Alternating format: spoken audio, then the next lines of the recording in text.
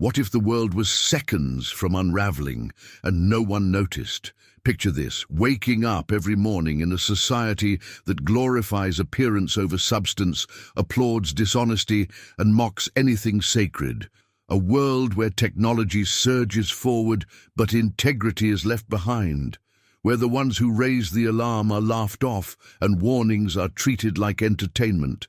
While people compete to build castles on shaky ground, invisible fractures stretch deeper under their feet. In a world just like that, a boy named Noah was born. He wasn't royalty, he wasn't a warrior, he didn't lead crowds or preach on platforms. He was just one man who chose to listen, when everyone else had stopped paying attention. While others sprinted toward destruction, he turned around and walked the other way. Not because he was better, but because he still believed. That one decision shifted the course of humanity. And now, let me ask you something. What if your day's mirror is more than you think? Long before any raindrop fell from the sky, a child was born into a world already shattered. Broken values, twisted truths, loud celebrations masking inner emptiness. When his father looked into his eyes for the first time, he didn't just see a child, he felt a weight he couldn't explain. While others muttered about famine and fatigue, this man whispered something that no one understood. Maybe he'll be the one to bring relief. Noah was born into a generation that had grown comfortable living far from God. Right and wrong had blurred into one. Cities expanded, trade boomed, but the soul of mankind, it was fading like a forgotten fire. As a child, Noah stood apart. While others played games of war and copied the cruelty they witnessed, he would ask questions, deep ones, about things unseen, about whispers in the silence. No one taught him to fear God, yet he sensed a presence, something sacred calling him upward when the rest were looking down. No one suspected that the quiet, overlooked boy would one day hear the most urgent message heaven would ever send. But before he could carry that message, he had to learn to remain standing while everything else crumbled. The civilization of his time was thriving on the outside. Men crafted tools, raised monuments, invented music, cities overflowed, markets buzzed, knowledge exploded. But as their buildings reached for the sky, their hearts drifted farther from their maker. Progress was praised, yet justice was absent. Freedom was shouted from rooftops while truth lay buried. Festivals filled the streets, but life itself was treated as disposable. The powerful trampled the weak.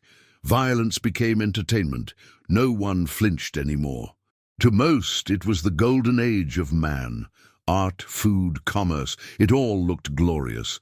But the most vital thing was missing: God's presence. And in the middle of all that artificial brilliance, the human soul grew cold. People became self-centered, proud, and numb. Everyone did what they pleased, regardless of the wounds they left behind. Few still remembered the old stories, tales of a garden once untouched, and a promise from above. Fewer still believed them. Noah walked through streets lit by man-made fire, but he felt the world growing dim, not because there wasn't beauty, but because the hearts behind it had lost their light. So before this video ends, ask yourself, Noah didn't wait for the storm clouds before he started building. He heard and he acted. And you? What are you waiting for to prepare for what can't yet be seen? There are signs few recognize, and truths most avoid. In the coming episodes, we'll unveil what history buried and what many would rather stay silent about. Subscribe now, turn on notifications, and stay alert. You may be closer to the closing of the door than you think. In the stillness of a spiritually numb world, heaven had not yet spoken aloud, but it was about to. While the masses busied themselves with celebrations, trades, and fleeting pleasures, there was one man who simply didn't blend in. It wasn't because he lacked talent or because he didn't understand the world around him. It was because his soul refused to stay silent about what others chose to ignore. Noah was different. He didn't follow the crowd. He didn't seek applause, nor did he chase after what was trendy or expected. He watched injustice unfold before his eyes. He witnessed cruelty, dishonesty, and a culture that normalized evil, and it wounded him deeply. But he didn't retaliate with anger or grand speeches. His rebellion was quieter, more profound. He resisted by choosing to live rightly. In a generation that discarded integrity, Noah clung to it. And because of that, he walked a lonely road. There weren't many who saw the world through his eyes. Even among his neighbors or extended family, his convictions made him feel out of place. The faith he carried didn't shout, it whispered, but that whisper kept him from getting lost in the noise. When crowds gathered, Noah was often absent. When the laughter rose from vulgar jokes and careless mockery, he quietly stepped away, not out of arrogance, but because his heart couldn't remain in places that stifled his spirit. It wasn't easy to live that way.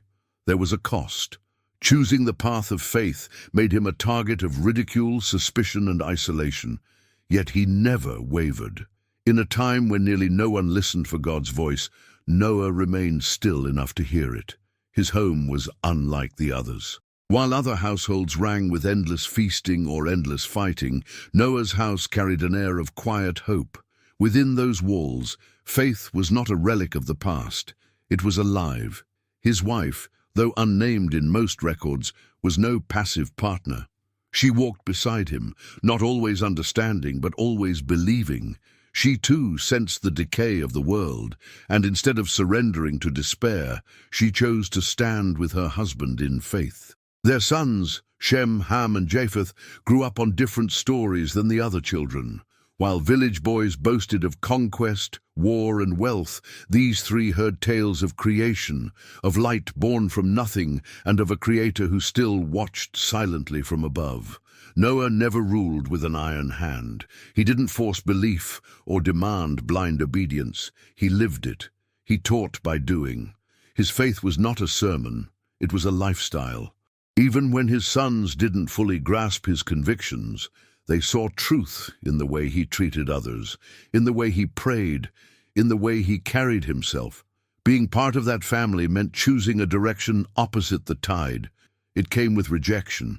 People laughed, they whispered, they rolled their eyes. But beneath the roof of that quiet home was something far stronger than public approval. There was trust, not built on logic alone, but rooted in something unshakable. They didn't know it yet, but they were being prepared for something beyond imagination. It didn't begin in a temple. It didn't arrive wrapped in signs or celestial thunder. God's message to Noah came in the simplicity of daily life. As the sun set and shadows stretched across the land, a voice, not external but deeply unmistakable, broke through the routine of a man whose ears had long been tuned to heaven.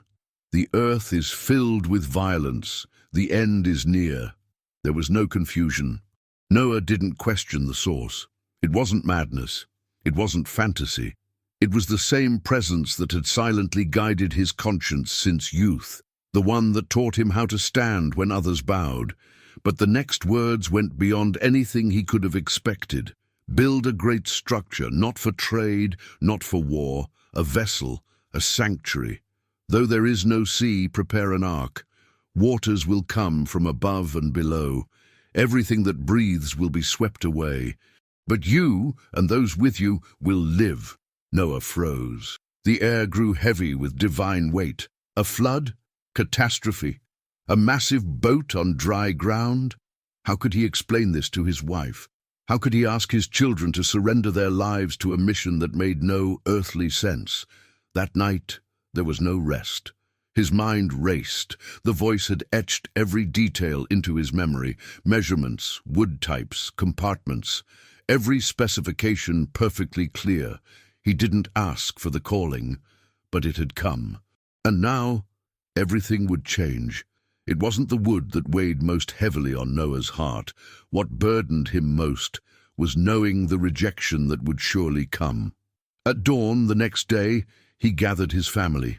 There was no panic in his voice, no dramatic display, just quiet strength and a certainty that came from deep within. God has spoken to me. The sons exchanged glances. His wife said nothing, but her eyes stayed fixed on him. "He has given us a mission. It won't be easy. We're going to build an ark." "A what?" Ham furrowed his brow, confused. "A vessel, a massive enclosed structure. It will have levels, a door, a single window, and many rooms. It's not for now, it's for what's coming." Japheth stayed silent. Shem lowered his gaze. None of them fully understood, but they trusted the man standing before them. Their father was not one to speak of fantasies. If he said it, it must be real. From that day forward, everything changed. They searched for the right place, solid ground, free from hills or landslides. The soil had to be level, strong, and accessible. Then came the wood. Noah insisted on a specific kind, rarely used and unknown to many, yet perfectly suited for something meant to endure the unimaginable. As the first logs were cut, curious eyes began to watch. At first, it was silent observation. Then the questions started, and soon the mockery followed. "A ship in the middle of a dry plain, you expecting the ocean to come find you?" they'd say, laughing. "Maybe he's building an amusement park." Another joked, drawing laughter. But Noah didn't argue. His reply came with every strike of his hammer, each nail he drove, each beam he lifted. These were his prayers. His obedience was louder than any words. Months passed, and the structure began to rise. It was unlike anything anyone had ever seen, a behemoth of wood stretching across the horizon. Yet no blueprints were drawn, no diagrams consulted. Every detail lived in Noah's memory, etched there by faith, not by ink. His wife was no idle spectator. She oversaw food supplies, taught her daughters-in-law how to preserve crops, weave durable fabrics, and save seeds. Her quiet devotion kept the house in rhythm with the purpose they carried.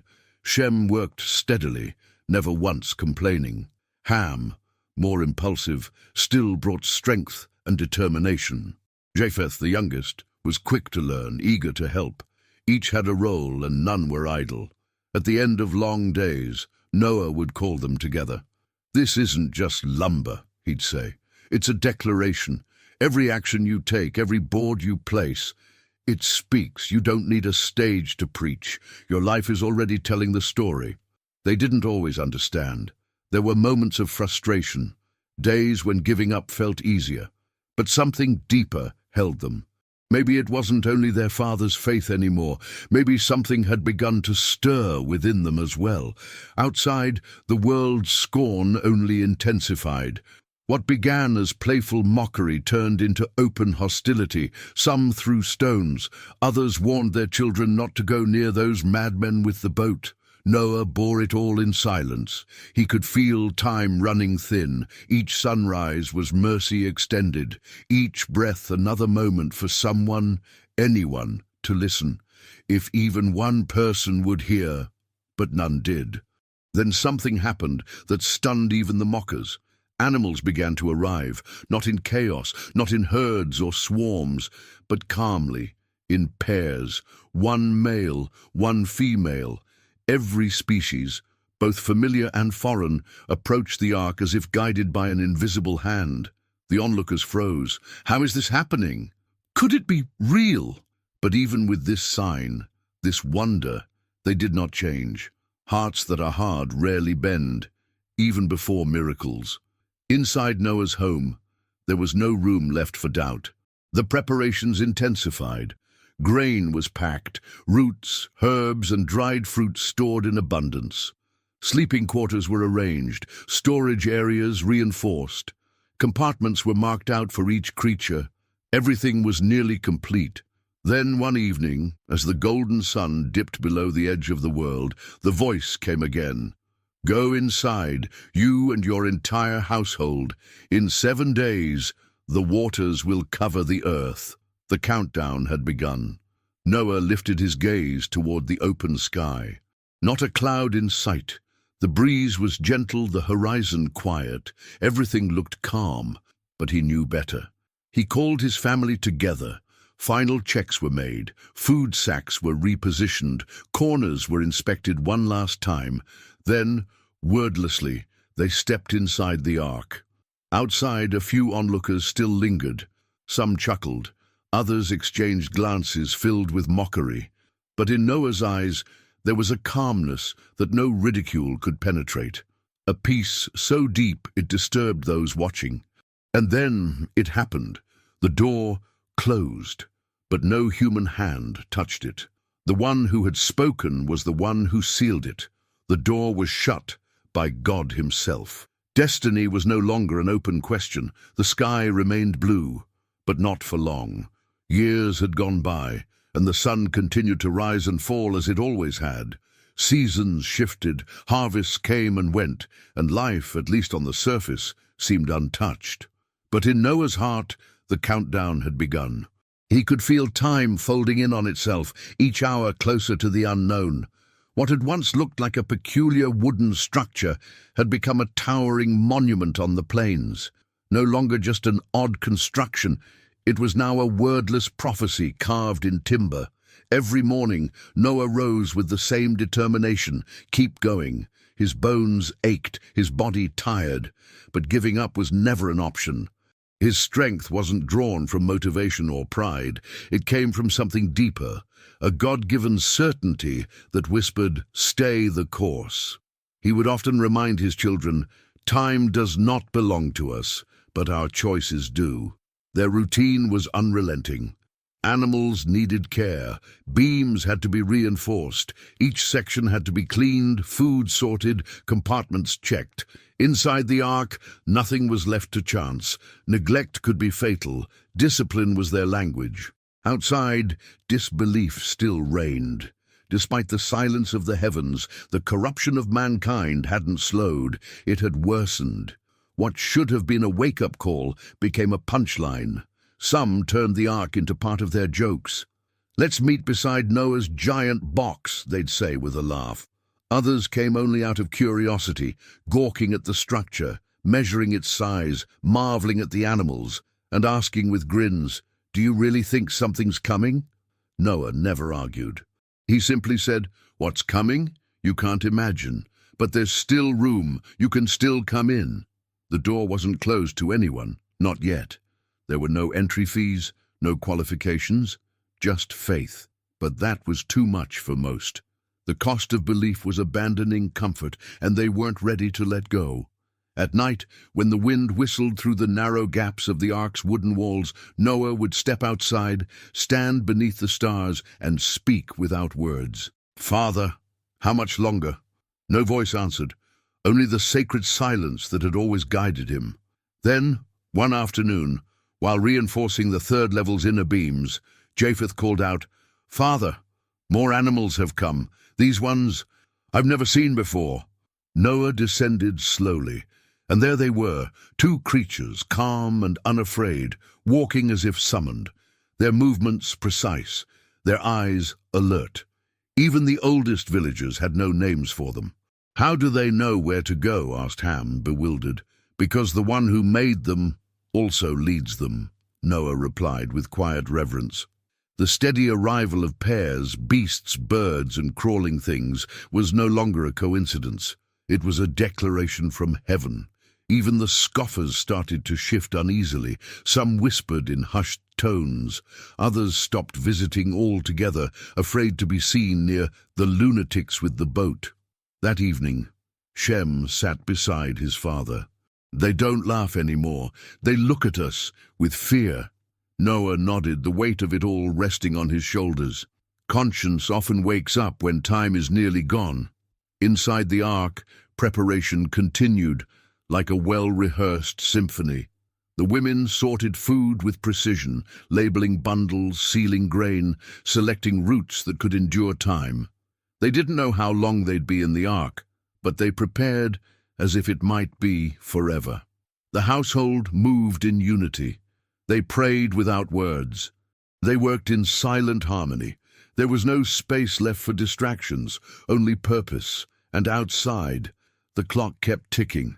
Each family member understood. They weren't just following instructions. They were part of something far greater than themselves. Then one night, Noah was shaken awake, not by a voice, but by a weight in his spirit so intense that it stole his breath. A conviction that thundered louder than words. 7 days, Before the sun had even risen, he gathered his wife and sons. No one needed to ask why. The moment he looked into their eyes, they understood. We have 1 week, then the rain will begin. Not a passing storm, not a seasonal flood. Waters will rise until every peak is drowned. Everything will be covered. Ham's jaw tightened. Japheth swallowed hard. Shem closed his eyes in stillness. No one protested. "What do we need to do?" Noah's wife asked. "Everything. Recheck every door, secure the food, reinforce every wall. Every inch must be ready." And so they worked, tirelessly, with urgency, without complaint. The air itself seemed different, thicker, unsettled. Some villagers approached, pretending to be amused. "Packing up already?" they teased. But others observed with a nervous quiet. The atmosphere had shifted. The heat was unusual. Even the sky bore a strange hue, like a warning dressed in color. Animals grew restless. Some paced, others huddled in stillness. Even nature sensed it. Something unseen was about to break. On the final day, as the sun began to bleed into the horizon, Noah stood tall and called out, "It's time!" One by one they stepped inside, calm, steady, certain. No one wept, no one hesitated. Every day of preparation had led them here. The animals continued entering in silence. Not one resisted. Each pair took its place as if guided by an invisible hand, drawn not by instinct, but by command. In the heart of the ark, the family gathered. Noah turned for one last glance.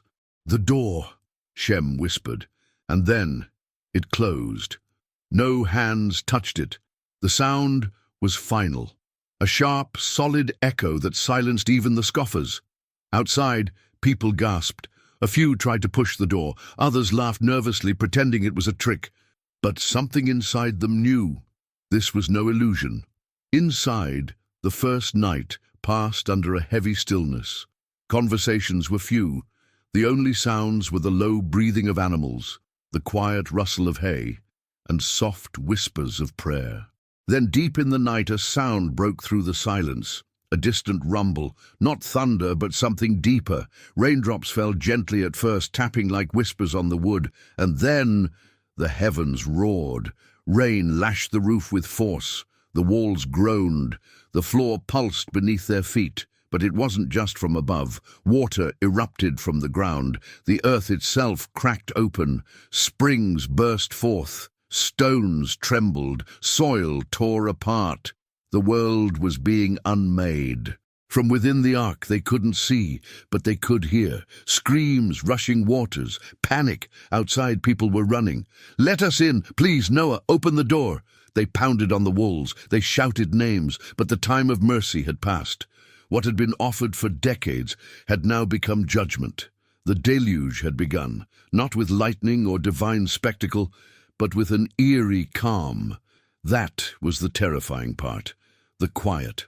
For hours, the world held its breath, as if waiting. Then the drops came, one, then another, then millions. The wood began to tremble with the weight of a sky collapsing. The rhythm of the rain grew violent. It no longer sang, it screamed. The women in the ark held each other. No words were needed. Their eyes asked the same question. Is this really happening? The animals stirred, uneasy. Some cried out. Others pressed together for comfort. Even the silence between sounds felt heavy. Outside, chaos ruled. Roads turned to rivers. Rivers turned to oceans. Homes that once stood proud now cracked, crumbled, and disappeared beneath waves. Those who had mocked now begged. Some scrambled up hills, others built makeshift rafts. But no structure could withstand what had been unleashed. There was no escape. The flood had come. The water didn't only fall from above, it surged from below. Noah slowly closed the upper hatch, not out of fear, but because his heart couldn't take watching anymore. It was too much, too devastating. For 40 days and 40 nights, the skies wept without rest. A ceaseless downpour. Day and night the heavens roared while the earth trembled beneath. The world they had once known was vanishing. Inside the ark, each day became an act of endurance. They fed the animals, swept the floors, cleared waste, organized supplies, comforted the children. It wasn't a retreat, it was survival. Faith, obedience, resilience. Ham, ever the restless one, struggled the most.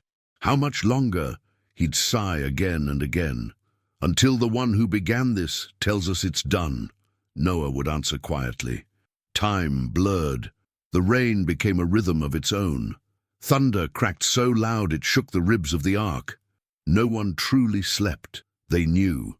They were adrift above a world that no longer existed. Shem kept a quiet record. On scraps of parchment, he wrote what he could, each moment, each sign. He wanted future generations to know. This wasn't a myth. This was real. Japheth, ever practical, checked beams, inspected chambers, and reinforced whatever seemed weak. His hands, calloused and quick, helped the structure stay strong.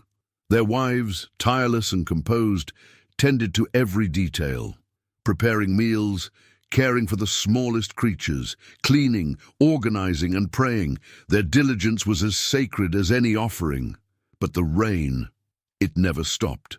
Outside, the earth had become unrecognizable. Mountains were submerged. Forests disappeared beneath the deep. Wild animals vanished. The voices of those who had mocked, now gone. Yet within the ark, life persisted.